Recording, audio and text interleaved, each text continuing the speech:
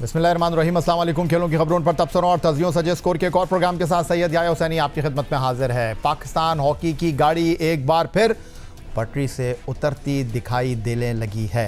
हुकूमत की जानिब से फेडरेशन को फंड के इजरा के बावजूद मसाइल ने कौमी खेल का दामन नहीं छोड़ा।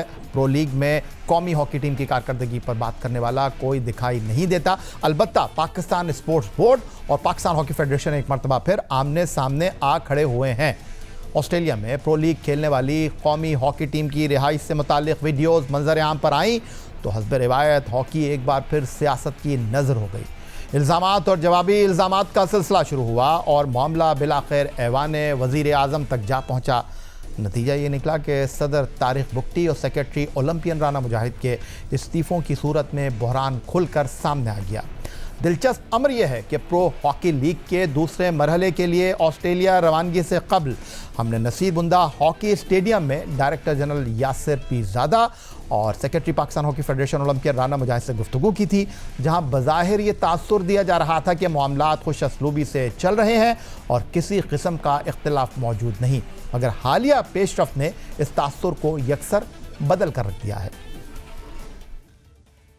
मौजूद हैं पाकिस्तान स्पोर्ट्स बोर्ड के डायरेक्टर जनरल यासिर पीरजादा साहब और ओलंपियन राना मुजाहिद जो पाकिस्तान हॉकी फेडरेशन के सेक्रेटरी हैं, और आज दोनों एक साथ मौजूद हैं। मेरा ख्याल है कि ऐसा नहीं होगा कि यासिर पीरजादा साहब क्या कहते हैं, ओलंपियन राना मुजाहिद साहब क्या कहते हैं, दोनों एक दूसरे के सवालों के जवाब देंगे। सबसे पहले तो यासिर पीरजादा साहब बहुत बहुत शुक्रिया आपका कि एक आपने मसला हल कर दिया है और वो जो रोना गाना चल रहा था कम अज़ कम ऑस्ट्रेलिया के दौरे पर नहीं होगा। आपने टीम के साथ अनाउंसमेंट की और खिलाड़ियों की किसी हद तक जो है वो ज़ख्मों पर आप, लेकिन मैं आपसे जानना ये चाहता हूँ कि ये जो $110 हैं ये पाकिस्तानी रुपये में पे करेंगे आप या पाकिस्तानी रुपये में? क्या होंगे वो? डॉलर का रेट देख लें जो भी होगा उस दिन का। 25 करोड़ रुपए हुकूमत ने ग्रांट रखी थी और बाकी आपने कहा था कि प्रो लीग के लिए हॉकी फेडरेशन जो है वो वसाइल मुहैया करेगी। वो मामला कहाँ तक पहुँचे? बिल्कुल सही चल रहे हैं जी, जैसे आपके सामने डीजी साहब ने कहा है, वो जो मामला है हमारे आगे बढ़ रहे हैं और इसी से हमने अपने प्रो लीग का जो हिस्सा बनाया, कैंप से लेके आगे बढ़ने का, टिकट से लेके वहाँ होटलिंग का, वो सब उसी से चल रहा है। और उसी में मैं समझता हूँ कि ये बिल्कुल एक बेबुनियाद बातें हैं या अफवाहें फैलाने वाले ये फैलाते हैं कि हम स्पोर्ट्स बोर्ड और पाकिस्तान हॉकी फेडरेशन इस काम के ऊपर बिल्कुल एक पेज पे है। Pakistan hockey team pro hockey league में ऑस्ट्रेलिया और जर्मनी के खिलाफ एक भी मैच जीतने में कामयाब ना हो सकी, लेकिन असल हंगामा मैदान से बाहर बरपा हुआ। आखिरी दिनों में सोशल मीडिया पर खिलाड़ियों की रिहाइश से मुताल्लिक़ एक वीडियो मंजर आम पर आई जिसने नई बहस छेड़ दी। ज़राए के मुताबिक कौमी हॉकी टीम को आखिरी मैच से पहले बुकिंग के बावजूद रिहाइश खाली करना पड़ी। सुबह 10 बजे कमरे छोड़ने थे और खिलाड़ी मैच से पहले ही सामान पैक करने में मसरूफ़ रहे। बताया गया कि पाकिस्तान हॉकी फेडरेशन ने होबार्ट में 7 रोज़ क़याम की अदायगी की थी, मगर मैच के बाद टीम को शहर से बाहर पहले से भी कमतर सहूलियात वाले रिहाइश को इख्तियार करना पड़ा। इस सूरत हाल पर वतन वापसी के बाद खिलाड़ियों ने प्रेस कॉन्फ्रेंस की जिसकी क़यादत कप्तान अम्माद शकील भट्ट ने की और फेडरेशन पर संगीन इल्ज़ामात आयद किए। दूसरी जानिब फेडरेशन ने इन दावों की तरदीद की, जबकि पाकिस्तान स्पोर्ट्स बोर्ड ने तहकीकात शुरू कर दी और फेडरेशन को बद इंतज़ामी का कसूरवार करार दिया। फिलआखिर वो भी आया दिन जब पाकिस्तान हॉकी फेडरेशन की सदारत संभालने वाले तारिक बुगटी ने ओहदा छोड़ दिया। साथ ही वज़ीर आज़म के मुशीर राना सनाउल्लाह पर इल्ज़ाम आयद किया और अम्माद शकील भट्ट पर 2 साल की पाबंदी भी लगा दी। प्रो लीग में हमारी एंट्री हुई और गवर्नमेंट ऑफ पाकिस्तान मियां शहबाज शरीफ साहब ने, उनकी मेहरबानी, उन्होंने 25 करोड़ हॉकी के लिए रखे। वो फंड्स पाकिस्तान स्पोर्ट्स बोर्ड को मिल गए इमीडिएट उसी वक्त। और कायमा कमेटी जो आईपीसी की है उसमें ये फ़ैसला हुआ था कि they are well organized, well managed, they can manage everything for you for the hockey. हमारी जितनी टीमें बाहर जाएंगी प्रो लीग के लिए, मैं दूसरी बात नहीं कर रहा हूँ, बाकी बिल्कुल ठीक राना सनाउल्लाह साहब फरमा रहे थे, वो बड़े मंजे हुए सियासतदान हैं, काबिल एहतराम है मेरे लिए और हमारे मिनिस्टर भी हैं। उन्होंने कहा फेडरेशन जो है वो FIH के अंडर होती है, हम फ़ंड देने के पाबंद हैं, हम फ़ंड देते हैं और आगे सारी जितनी भी फंक्शन है वो ज़िम्मेदार PHF है। इधर मैं इस चीज़ को मुस्तरद करता हूँ। प्रो लीग के लिए ख़ास तौर पे फ़ंड्स पाकिस्तान स्पोर्ट्स बोर्ड के पास थे, कायमा कमेटी में ये फ़ैसला हुआ और उसकी ज़िम्मेदारी उन्होंने उठाई कि हम इसको ऑर्गेनाइज करके देंगे। शेड्यूल देने के बावजूद राना सनाउल्लाह साहब के जो मिनिस्ट्री है, जो नीचे लोग बैठे हैं, ये उनकी नालायकी है मैं समझता हूँ। जो कमेटी का जिक्र राना सनाउल्लाह साहब ने किया था, वो स्पोर्ट्स बोर्ड का कमेटी बनाया गया, खुद ही जज, खुद ही वकील, खुद ही सज़ा मुकर्रर की। मैं समझता हूँ कि टोटली कसूर पाकिस्तान स्पोर्ट्स बोर्ड का है। मैं अपने ओहदे से रिज़ाइन करने का ऐलान कर रहा हूँ। जिस तरीके से कप्तान ने बच्चों को थ्रेट किया, हॉकी फेडरेशन ने मिसकंडक्ट के ख़िलाफ़ हमने 2 साल का फ़ैसला किया कि उसको बैन किया, domestic hockey and international hockey. उधर पाकिस्तान हॉकी टीम के खिलाड़ियों की प्रेस कॉन्फ्रेंस के बाद वज़ीर आज़म के मुशीर राना सनाउल्लाह ने जियो न्यूज़ के प्रोग्राम कैपिटल टॉक में मेज़बान हामिद मीर से एक दिन पहले गुफ्तगू करते हुए कहा कि वो हॉकी के मामला ठीक करना चाहते हैं, लेकिन सियासी मुदाखलत की वजह से ऐसा मुमकिन नहीं हो सका। इन्होंने इस टूर के लिए जितने पैसे मांगे वो मेरा ख्याल 1 करोड़ 10 लाख या 15 लाख थे, वो इनको दे दिए गए। किसको? जो फेडरेशन को। फेडरेशन के सदर कौन है? फेडरेशन को। फेडरेशन के सदर जो है वो तारक बुख्ती साहब हैं। तारक बुख्ती साहब हैं और सेक्रेटरी राना मुजाहिद साहब। राना मुजाहिद साहब। आपने कोई इंक्वायरी नहीं करवाई कि इंक्वायरी इसकी करवा ली। 1 करोड़ पे आपने दिया पाकिस्तान हॉकी फेडरेशन को, वो तारक बुख्ती साहब किधर ले गए? बहरहाल वो इंक्वायरी करवाई है, उसमें वो कसूरवार पाए गए हैं। तारक बुख्ती साहब जो पूरी जो उनकी फेडरेशन है, एसोसिएशन है। लेकिन मामला ये है कि बात तो वही है ना कि जब फिर पॉलिटिकली जो लोग हैं वो मैनेज करके लगे हुए हैं तो वही चलते आ रहे हैं। आप वज़ीर-ए-आज़म के मशीर बराए सियासी अमूर हैं। तो मैं बात तो मैंने सही करनी है, बल्कि मैंने तो 1-2 मरतबा कोशिश की है कि इनसे जान छुड़ाई जाए, हाँ, लेकिन नहीं छुड़ा सके। इनसे जान छुड़ाई जाए लेकिन नहीं छुड़ा सके, ये बैनुल सूबाई राब्ते के वज़ीर कह रहे हैं। उनका बस नहीं चल रहा खेलों की फेडरेशन पर। सीधा चलेंगे आपको लाहौर लेकर, जहां हमारे साथ मौजूद हैं ब्यूरो चीफ जियो न्यूज़ लाहौर रईस अंसारी साहब, जो हॉकी के मामलात पर बड़ी गहरी निगाह रखते हैं और चल क्या रहा है पाकिस्तान हॉकी फेडरेशन के इन सारे मामलात पर। क्या रिपोर्ट पाकिस्तान स्पोर्ट्स बोर्ड ने हुकूमत पाकिस्तान तक पहुंचाई है, इस पर गुफ्तगू करेंगे रईस अंसारी साहब से। जी रईस अंसारी साहब, अब हो क्या रहा है? इस्तीफ़ा मंजूर हो गया है, हुकूमत ने एड हॉक लगा दी है, पाकिस्तान हॉकी का जो मामला है वो इस वक्त बड़ा गंभीर हो गया है।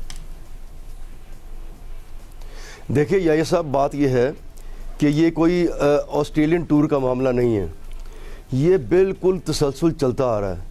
पहली बात ये है कि जहाँ भी सियासी मुदाखलत होगी वो उस इदारे की तबाही हो जाएगी।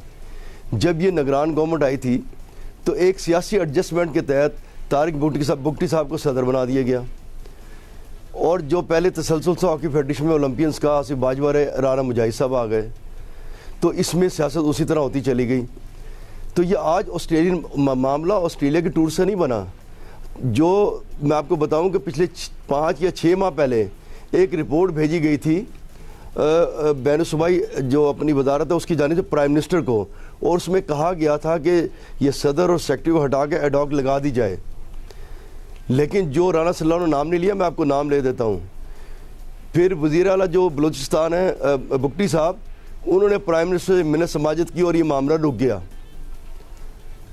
तो अब जब मामला ही रुक गया, पीछे उनकी और सियासी आदत आ गया, तो उन्होंने कहा जो मर्जी खुल खिला के करते रहें। जो मैंने रिपोर्ट पढ़ी है डिटेल, उसमें 4-5 सफ़े, मैं आपको थोड़ा सा बता दूं। देखिए उसमें रईस अंसारी साहब, अगर वज़ीर आला बलूचिस्तान ने जो है वो बुख्ती साहब को कुशन दिया था, वज़ीर आज़म के पास अर्जी लेकर गए थे कि इनको छोड़ दीजिए, तो अब ये जो इतना मैस क्रिएट हो गया, अभी उन्होंने क्यों नहीं बचाया फिर? नहीं, देखिए मैस क्रिएट हो गया जब जो सियासी मामला हो ना, जब चीफ मिनिस्टर कहे तो कुछ देर के लिए रुक गए। लेकिन मैं जो रिपोर्ट देख रहा हूँ, जो ये मैं तसलसल बता रहा हूँ, उसमें रिपोर्ट में कहा कि PHF और कौमी टीम के मामलात में बदइंतजामी के वाक़यात बार-बार रिपोर्ट हो रहे हैं। मुबैना बेज़ाब्तियाँ, इंतज़ामी बदनज़मी, शफाफियत का फुकदान। मैं आपको थोड़ा सा बताऊँगा, छोटी सी, ज़्यादा वाक़यात नहीं बताता मैं आपको। वो इस रिपोर्ट में लिखा है कि 18 जुलाई 2025 और 3 सितंबर 2024 को ख़त लिखा गया हॉकी फेडरेशन को कि वो बैंक की सर्टिफाइड कॉपी दे दें, तो भाई ये दे दें, क्यों नहीं दी इनको। एक और छोटा सा वाक़या बताता हूँ कि 2025 में बांग्लादेश टूर हुआ यार, हॉकी फेडरेशन में 500 होटल के $573 देकर नहीं आई, वो पैसे सफारती चैनल से लिए गए, सब लिखा पड़ा है।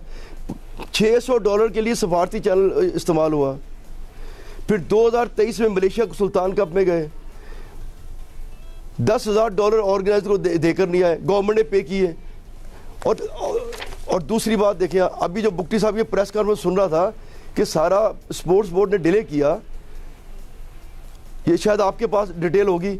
26 जनवरी की शाम को खिलाड़ियों को लिस्ट भेजी गई, फिर बाकी 27 को लिस्ट भेजी गई, जो कम से कम 8 हफ्ते पहले भेजनी चाहिए एनओसी के लिए। तो उन्होंने 28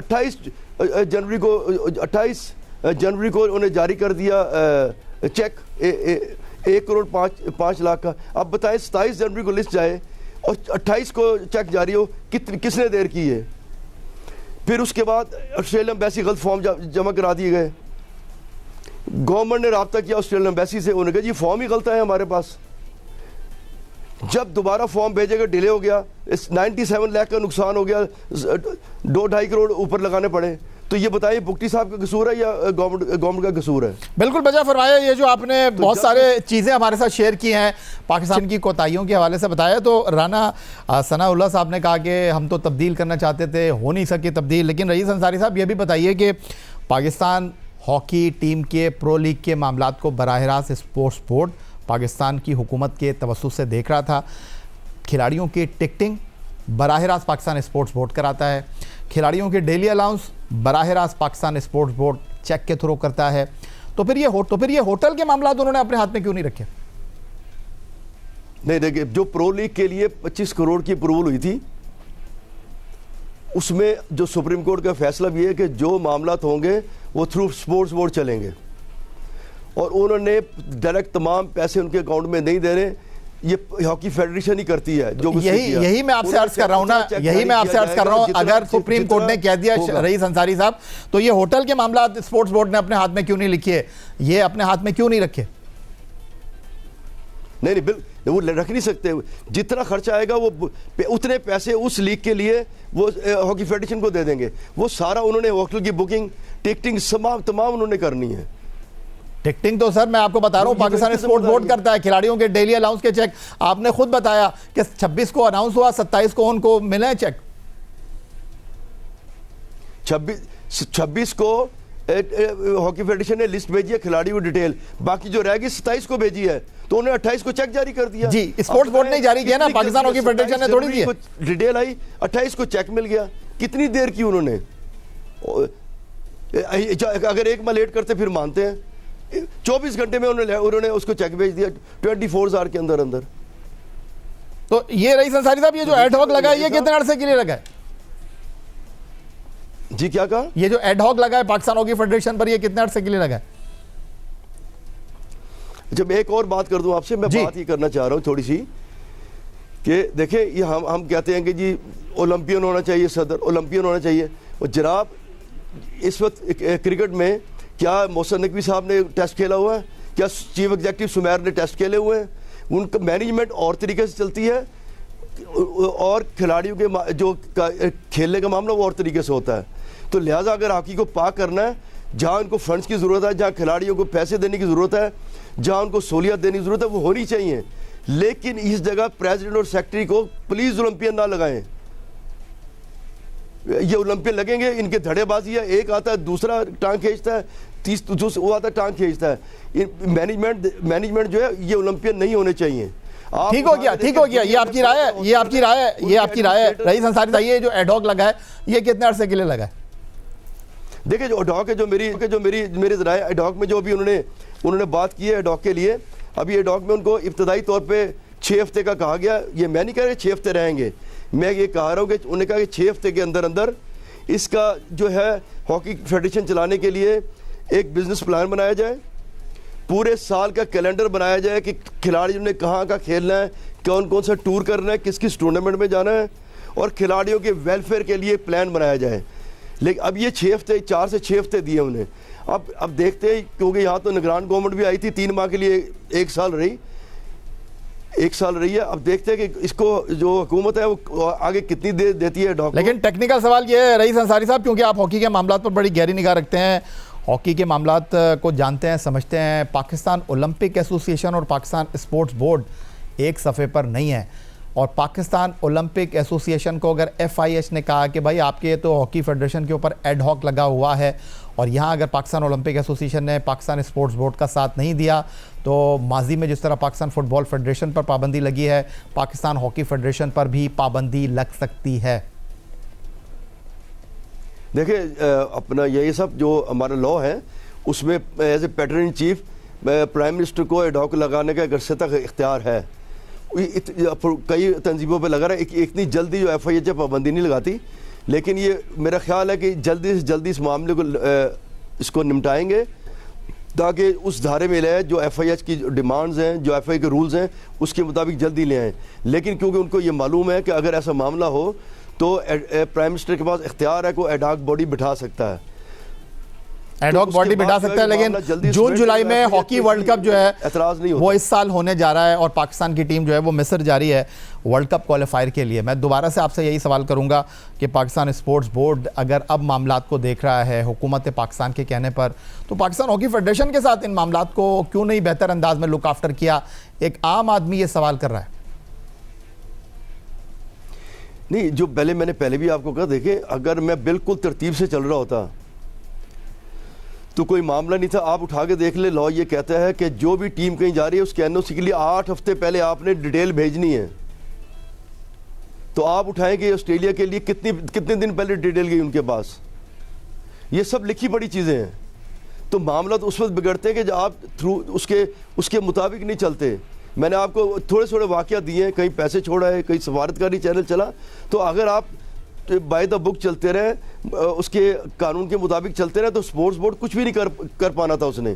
अब स्पोर्ट्स बोर्ड के हाथ में, गवर्नमेंट के हाथ में चीज़ें लग गई हैं। तो अब मुस्तकबिल में ये भी बताते जाइए रईस अंसारी साहब कि ये जो एड हॉक है, आपने जिस तरह कहा कि वज़ीर आज़म पाकिस्तान मियां मोहम्मद शहबाज शरीफ जो है वो इस बात का इख्तियार रखते हैं कि वो हॉकी फेडरेशन पर एड हॉक लगा सकते हैं पैटर्न इन चीफ होने की हैसियत से।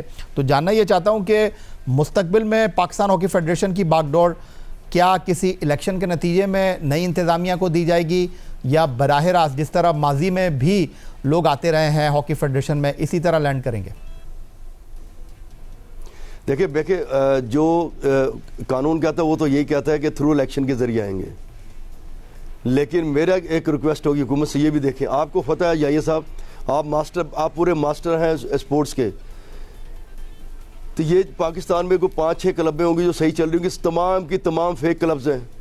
जिस दिन इलेक्शन होता है, रिक्शे वाले को, चिंची चलाने वाले को यूनिफॉर्म पहना के खड़ा कर देते हॉकी दे के। तो अगर ये सही क्लबें हो तो फिर इलेक्शन सही होगा। अब फेक क्लब ढूंढने के लिए बड़ा टाइम लगता है, क्लबों को देखने के लिए कौन कौन क्लबें चला रहा है, किस सतह पे चला रहा है, ठीक चला रहा है, गलत चला रहा है। अगर इसने होश पोश की तो फिर इसी किस्म की बॉडी आएगी। बहुत शुक्रिया रईस अंसारी साहब, ब्यूरो चीफ लाहौर, जियो न्यूज़ हमारे साथ मौजूद थे। और आपने जो आखिरी अल्फाज इस्तेमाल किए उसका मतलब तो यही है कि फैसला हुकूमत की फेडरेशन को कौन चलाएगा। पाकिस्तान क्रिकेट टीम के साबिक कप्तान बाबर आजम इस वक्त शदीद तनकीद की जद में है। T20 वर्ल्ड कप 2024 में दोबारा क़यादत सौंपे जाने और फिर इवेंट के पहले मरहले ही में कौमी टीम के बाहर हो जाने के बाद से उनकी T20 कारकर्दगी मुसलसल सवालात की जद में है। बतौर कप्तान और बतौर बैटर दोनों हैसियतों से उनसे जो तवक्कुआत वाबस्ता की गई वो पूरी होती दिखाई दे नहीं रही, और यही वजह है कि उनकी कारकर्दगी पर बहस का सिलसिला थम नहीं सका। इस कारकर्दगी की बुनियाद पर मार्च 2025 में दौरा न्यूजीलैंड के 5 मैचों पर मुश्तमिल T20 सीरीज़ के लिए उन्हें पहली मरतबा कौमी स्क्वाड से ड्रॉप किया गया। तकरीबन 8 माह बाद कौमी T20 टीम से बाहर रहने के बाद अक्टूबर 2025 में उन्हें जनूबी अफ्रीका और जिम्बाब्वे के खिलाफ सीरीज़ के लिए दोबारा मुंतखब किया गया। उम्मीद थी कि ये वापसी एक मजबूत और यादगार कम बैक साबित होगा, लेकिन बदकिस्मती से ऐसा हो नहीं सका। उनकी कारकर्दगी वो तसलसल, वो असर पैदा न कर सकी जिसकी एक आलमी मयार की बैटर से तवक्को की जाती है। यूँ आज भी सूरत हाल को ज़्यादा मुख्तलिफ दिखाई नहीं देती। बाबर आजम एक बार फिर उसी मुकाम पर खड़े दिखाई देते हैं जहां उन्हें पहली बार कौमी T20 टीम से बाहर किया गया था। 2016 में टी20 बैनुल-अक़वामी डेब्यू करने वाले बाबर आजम टी20 क्रिकेट के कोई आम क्रिकेटर नहीं बल्कि दुनियाई क्रिकेट के मुख्तसर तरीन फॉर्मेट में सबसे ज़्यादा रन बनाने वाले टॉप बैटर हैं। बाबर आजम ने 2016 से अब तक 143 टी20 इंटरनेशनल में सबसे ज़्यादा 4,571 रन स्कोर किए हैं, जिसमें उनकी 3 सेंचुरियां और 39 निफ सेंचुरियां शामिल हैं। लेकिन उनका स्ट्राइक रेट 128.18 है। उनके बाद भारतीय बल्लेबाज रोहित शर्मा का नाम आता है, जिन्होंने 159 टी20 मुकाबलों में 4,231 रन बना रखे हैं, जिसमें उनकी 5 सेंचुरियां और 32 निफ सेंचुरियां। उनका स्ट्राइक रेट 140.89। उनके बाद भारत के विराट कोहली हैं, जिन्होंने 125 टी20 इंटरनेशनल में 4,188 रन। उनका स्ट्राइक रेट 137.04। लेकिन ये दोनों भारतीय बैटर टी20 क्रिकेट से अब रिटायरमेंट ले चुके हैं। चौथा number English batter Jos Buttler का है, जिन्होंने 151 मैचों में 148 के स्ट्राइक रेट से 4,003 रन बना रखे हैं। इसके बाद एसोसिएट मुल्क आइलैंड के पॉल स्टर्लिंग हैं, जिन्होंने 163 मैचों में 3,895 रन बना रखे हैं। टी20 क्रिकेट में रन्स के अंबार लगाने वाले बाबर आजम की टी20 वर्ल्ड कप 2026 में भी कारकर्दगी मायूस कुन रही है। बाबर आजम 4 मैचों की 3 इनिंग में सिर्फ 66 रन बना सके हैं। नीदरलैंड के खिलाफ बाबर आजम सिर्फ 15 रन बनाकर पवेलियन लौटे। अलबत्ता अमेरिका के खिलाफ वो 46 रन बनाने में कामयाब रहे। लेकिन भारत के खिलाफ अहम मुकाबले में बाबर आजम टीम के किसी काम ना आए और सिर्फ 5 रन बनाकर पवेलियन लौट गए। इस कारकर्दगी के बाद बाबर आजम को नामीबिया के खिलाफ चौथे नंबर पर बैटिंग के लिए ही भेजा नहीं गया। तवील अरसे तक आईसीसी की टी20 रैंकिंग में टॉप पोजीशन पर बराजमान रहने वाले बाबर आजम आज अपनी शान के शायान शान खेल पेश करने में नाकाम दिखाई दे रहे हैं। कभी वो बैटिंग लाइनअप के महवर और एतमाद की अलामत समझे जाते थे, मगर अब उनकी कारकर्दगी और असर अंगेज़ी दोनों सवालात की जद में है। हालात यहाँ तक आ पहुँचे हैं, जो आवाज़ें कभी उनके दिफा में बुलंद हुआ करती थीं, वो भी अब खामोश हैं। मद्दाहों की आंखों में उम्मीद की जगह मायूसी ने ले ली है और टीम मैनेजमेंट भी संजीदा गौर व फिक्र पर मजबूर है। पाकिस्तान टीम सुपर 8 मरहले में रसाई हासिल कर चुकी है, जहां उसे न्यूजीलैंड, इंग्लैंड और श्रीलंका जैसी मजबूत टीमों का सामना करना है। ऐसे में सबसे बड़ा सवाल यही है, क्या बाबर आजम को इस अहम मरहले में मैदान में उतारा जाएगा या नहीं। उन्हें वर्ल्ड कप स्क्वाड में शामिल करने की बुनियादी दलील ये थी कि वो श्रीलंकन कंडीशन में बैटिंग को इस्तेहकाम फराहम करेंगे, इनिंग्स को संभालेंगे और बड़े मुकाबलों में तजुर्बे का फ़ायदा देंगे। मगर भारत के खिलाफ 4,000 से ज़ायद बैनुल-अक़वामी रन्स का तजुर्बा भी इस बार टीम के किसी काम ना आ सका। अब सूरत हाल यह है कि बाबर आजम का नाम भी बड़ा है, मगर कारकर्दगी इस नाम के वज़न को सहारा देने में नाकाम दिखाई देती है। यही वो लम्हा है जहां एक अजीम खिलाड़ी या तो तनकीद के बोझ तले दब जाता है या फिर इसी दबाव को अपनी नई शुरुआत की बुनियाद बना लेता है। साबिक क्रिकेटर्स ने भी बाबर आजम की कारकर्दगी और उनकी शमूलियत पर सवालात उठा दिए हैं। साबिक कप्तान राशिद लतीफ़ ने जियो न्यूज़ के प्रोग्राम हारना मना है में बाबर आजम पर तनकीद करते हुए कहा, 4 से 5 खिलाड़ी कौमी टीम में होने के मुस्तहिक नहीं। बाबर आजम को ज़बरदस्ती टीम में लाया गया है। बाबर आजम की टीम में जगह नहीं बनती। टेस्ट क्रिकेटर अहमद शहजाद ने भी बाबर आजम को खूब आड़े हाथों लिया। अहमद शहजाद ने बाबर को रिकॉर्ड बनाने वाला मगर इनफरादी खेल पर तवज्जो देने वाला करार दिया और उनकी बैटिंग, औसत और स्ट्राइक रेट पर सवालात उठा दिए।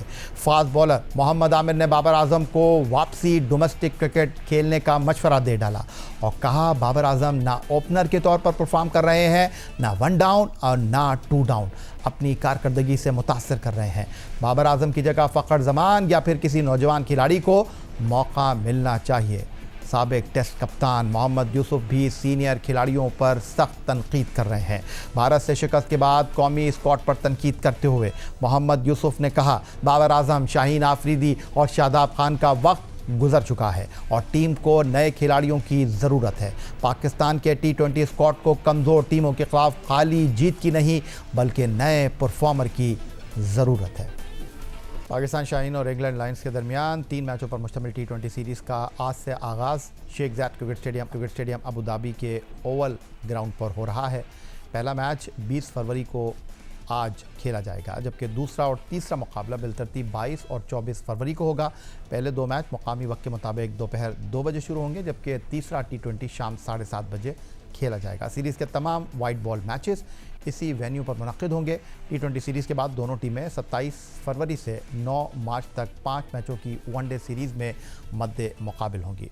पाकिस्तान शाहीन ने आज स्टेडियम ओवल में प्रैक्टिस सेशन में हिस्सा लेकर तैयारियों को हतमी शक्ल दी। पाकिस्तान सुपर लीग सीज़न 11 के आगाज़ से पहले फ्रेंचाइजीज़ ने न सिर्फ ड्राफ्ट में सरगर्म हिकमत अमली अपनाई बल्कि बराह रास्त साइनिंग के ऑप्शन को इस्तेमाल करते हुए आलमी शोहरत याफ्ता गैर मुल्की स्टार्स को भी अपनी टीमों का हिस्सा बनाया, जिससे लीग की कशिश में मज़ीद इजाफा हुआ है। इस सीज़न में पहली मरतबा ऑक्शन के बाद सबसे नुमाया नाम ऑस्ट्रेलिया के जारहा मिजाज ऑलराउंडर ग्लेन मैक्सवेल का है, जिन्हें हैदराबाद ह्यूस्टन किंग्स मैन ने बराह रास्त साइन किया है। कराची किंग्स ने इंग्लैंड के तजुर्बे का ऑलराउंडर मोइन अली को बराह रास्त माहिदे के ज़रिए शामिल किया। इस्लामाबाद यूनाइटेड ने न्यूजीलैंड के मुस्तनद ओपनर डेविड कॉनवे को साइन किया। दूसरी जानिब सियालकोट स्टैलियंस ने ऑस्ट्रेलिया के साबिक कप्तान और आलमी शोहरत याफ्ता बैटर स्टीव स्मिथ को बराह रास्त माहिदे के तहत टीम में शामिल करके बड़ा दाव खेला, जबकि लाहौर कलंदर ने बांग्लादेश के मुस्तफिजुर रहमान को टीम का हिस्सा बनाया। कप्तान Pakistan hockey team Ammar Shakeel but पर 2 साल की पाबंदी लगी तो कौमी टीम के खिलाड़ी अपने कप्तान के साथ खड़े दिखाई दिए और उन्होंने वज़ीर दाखिला और पाकिस्तान क्रिकेट बोर्ड के सरबराह सैयद मोहसिन रज़ा नकवी से मुलाकात का फैसला किया। पाकिस्तान क्रिकेट बोर्ड हेडक्वार्टर में सैयद मोहसिन रज़ा नकवी ने खिलाड़ियों से मुलाकात की। खिलाड़ियों ने उन्हें प्रो हॉकी लीग के दौरान पेश आने वाले नाखुशगवार वाक़यात से आगाह किया।